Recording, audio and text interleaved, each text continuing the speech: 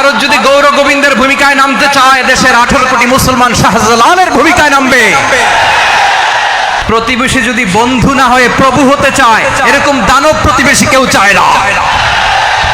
আমাদের একটা প্রতিবেশী দেশ আছে, আমরা আমাদের দেশ নিয়ে যত ভাবি তারা তার চেয়ে বেশি ভাবে। কথা বুঝতেছেন না? আরো ভেঙে বলতে হবে। হ্যাঁ, আমরা আমাদের দেশ নিয়ে যত উদ্বিগ্ন, এদের আরো টেনশন বেশি। বলেন, আমাদের দেশে শান্তি আছে না নাই? আমরা হিন্দু মুসলিমে কখনো দাঙ্গা লাগে? আসতে বলেন, কেন লাগে? ওদের পূজা পার্বণে আমাদের মাদ্রাসার ছেলেরা যে পাহারা দেয়, চিল্লায় বলেন ঠিক কিনা? আমাদের তাফসির মাহফিলের সময় ওরা ডিস্টার্ব করে, ঢোল বাজায় না। ওদের পূজা পার্বণের সময় আমাদের তাফসির মাহফিলের ডেট হলে আমরা চেঞ্জ করে দেই। সুবহানাল্লাহ, কি সাম্প্রদায়িক সম্প্রীতির রোল মডেল। আর ওই বাংলাদেশের ব্যাপারে তারা অনেক ডিসইনফরমেশন ছড়াচ্ছিল। ভারতের অনেকগুলো গণমাধ্যম, আমি জেনারেলাইজ করব না, আমাদের প্রতিবেশী দেশের সব গণমাধ্যমকে আমি দোষ দিতে চাই না, অনেকগুলো গণমাধ্যম তারা ডিসইনফরমেশন শেয়ার করেছে।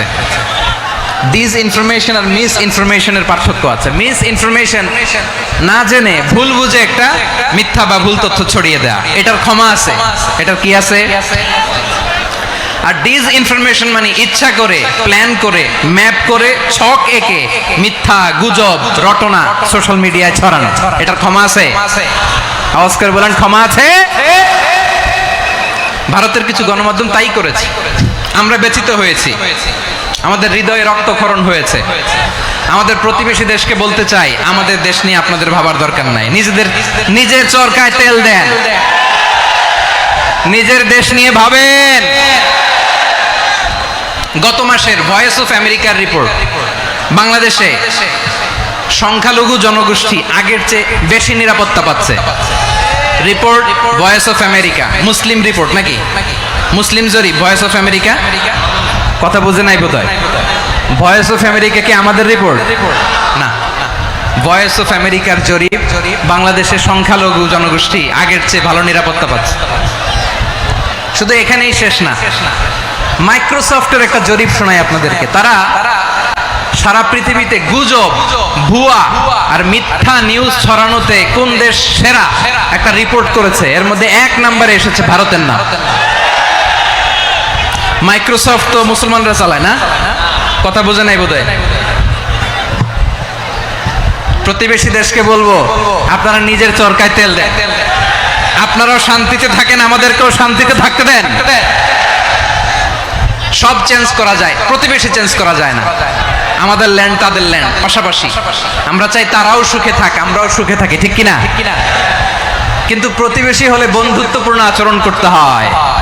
প্রতিবেশী যদি বন্ধু না হয়ে প্রভু হতে চায়, এরকম দানব প্রতিবেশী কেউ চায় না। ভারত যদি বন্ধুত্ব উপহার দেয়, আমরাও বন্ধুত্ব দিব। কি বলেন? তারা যদি বন্ধু সুলভ আচরণ করে, আমরাও বন্ধুত্ব উপহার দেব। কারণ আমাদের পররাষ্ট্র নীতি হচ্ছে সবার সাথে বন্ধুত্ব, কারোর সাথে বৈরিতা নয়। আলহামদুলিল্লাহ বলেন, কত চমৎকার পলিসি আমাদের। আমরা নির্বিবাদী, আমরা বাংলাদেশিরা শান্তিকামী। We are proud of that. এজন্য আমরা গর্ববোধ করি। আমাদের পররাষ্ট্র নীতি সবার সাথে বন্ধুত্ব, কারোর সাথে শত্রুতা নয়। তাই প্রতিবেশী দেশকে বলবো, আমার ভাইয়েরা, আপনারাও আমাদের ভাই, বন্ধুত্ব দিলে বন্ধুত্ব পাবেন। বন্ধুত্ব ইজ ওয়েলকাম, দাদাগিরি নয়। বন্ধুত্ব ওয়েলকাম, দাদাগিরি নয়। Loud and clear. ভারত যদি বন্ধুত্ব দেখায়, বন্ধুত্ব পাবে। কিন্তু ভারত যদি বাংলাদেশে আধিপত্যবাদ বিস্তার করতে চায়, বাংলাদেশের 18 কোটি জনগণ সেটা রুখে দেবে।